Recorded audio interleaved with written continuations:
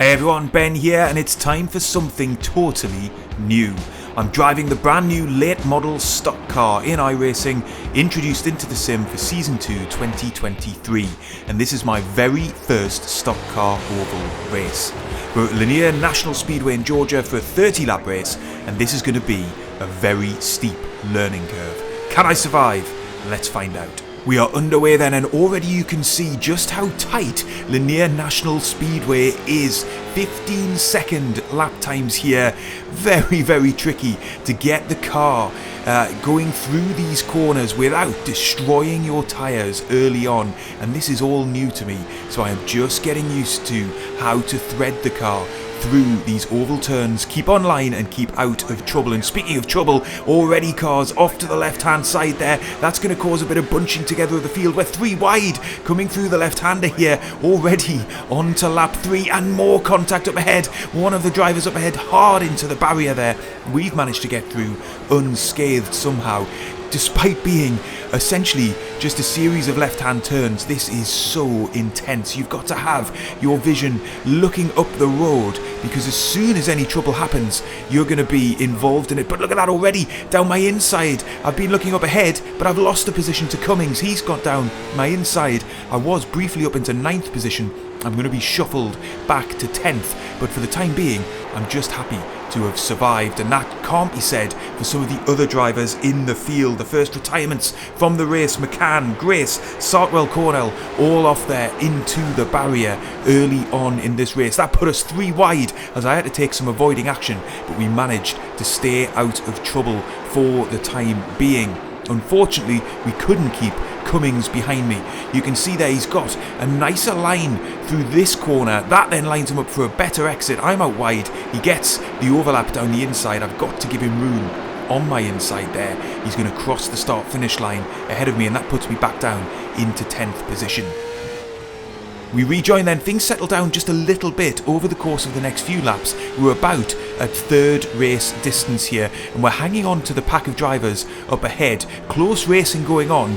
We've just got to keep our eyes peeled for any potential trouble. I'm doing my best to set consistent lap times here as we're going through these corners without spending all of my tyre life early on in this race. If I do that, I'm going to be really struggling with understeer later on in the race. You can see up ahead Corbeil and Cummings going side by side. This is a little bit dangerous here. I've got to be wary that one or the other driver could end up spearing across the track. In my rear view mirror, you can see the white car of Peyton Shook, and he's looking for a move down my inside here. I've left the door open just slightly there on my inside. He's going to be all the way alongside on corner exit. He'll have the high ground for the next corner, and that is a clean pass. I'm going to try the cutback to get underneath him, but I can't. He's blocked me off. I'm going to again shape to the inside just to see if I can force an error, but I haven't got an overlap.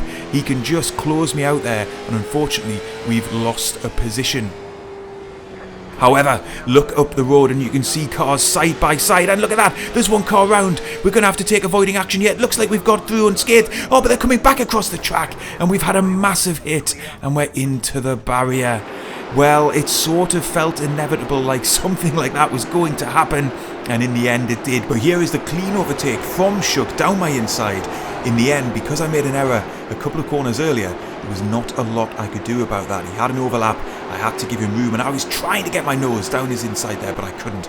This big accident then starts with Brandao being tipped into a spin by Marshall. He's then facing the wrong way. We're all barreling down towards him. There's a little bit of contact. Everybody's got to take avoiding action. None more so than Berger, who spears across the track and into Corbeil. That's one part of the accident. The other part, as we're right now on board with Cummings, is him coming together with Johnson. You can see they end up just colliding as they go back onto the same line, and that is going to cause chaos behind. We'll see it here more clearly as they take avoiding action from Brandao. They're round, and it seems like nobody holds their brakes, and I've got nowhere to go. Unfortunately, I don't cover myself in glory here either. Lost in the panic of the moment, I reverse slightly onto a hot racing track, and I tag Gustafsson. He carries on, but I owe him a big apology. We rejoin the live action then just as I'm getting back up to racing speed at half race distance, and I've got heavy damage, but at least we're still running in this race. We're down to P14. Oh, and I very nearly get a snap of oversteer there and spin the car. I'm having to get used to the altered handling after those big collisions, but it looks like I'm going to be able to keep this thing running to the end of the race as long as I can keep my nose clean and not get involved in anything additional here. And we can see cars struggling off to the left hand side again as cars have been into the pit lane, rejoining into the racing line. Oh, I'm very nearly a collision there with Gustafsson once more, but thankfully we managed to avoid it. We're still in 14th, and I'll be honest, at this stage with cars strewn across the racetrack, very difficult in the cockpit to keep track of where you are against other drivers. Many drivers now several laps down.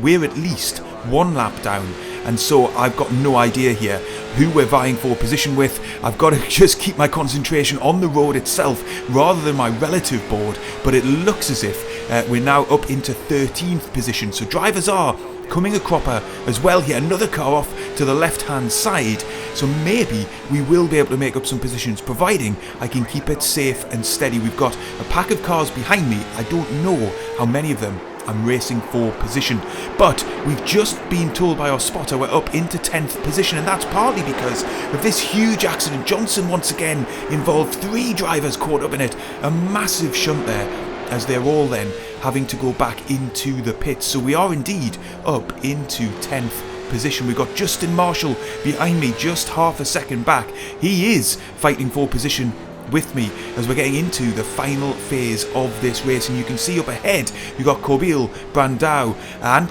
Cummings battling for position, or potentially not even for position. At this stage I'm really not sure, but what I do know is I've got to be super aware here because I won't be the only driver carrying damage. Brandao's on my inside, and all of a sudden he spears right across my nose.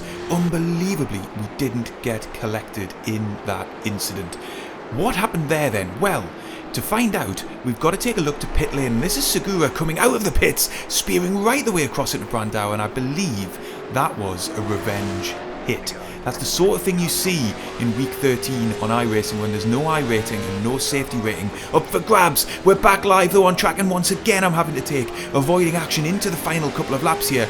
Now I'll be honest, again in cockpit I wasn't really clear whether I was racing for position here with the driver up ahead, so I'm trying to get back down his inside. In the end, of course, we weren't on the same racing lap, but I didn't really know that at the time. There's only a couple more laps to go. We got, in fact, one more lap. We've got the white flag out here. I'm down the inside of another driver here coming through the left-hander. We're going to have a little bit of contact, thankfully nothing more than that, and again on the next corner, but we're going to survive intact. A messy, scruffy race at times, but thank goodness we've gotten to the checkered flag. Yeah, then at the classified results, you can see we came home within the top 10, although that really wasn't that important for this race. It was all just about learning some of the basics of oval stock car racing. And I've got to say, it feels like I'm still just as much out of my comfort zone as I was at the beginning of this race. It was good fun, but it's just so different to anything that I've been used to before. So I'm going to need your help. If any of you are experienced oval racers, let me know in the comments what I can be doing better, what I can be doing differently, and how I can prepare myself for more races in this discipline in the new iRacing season. And I will see you on the next one.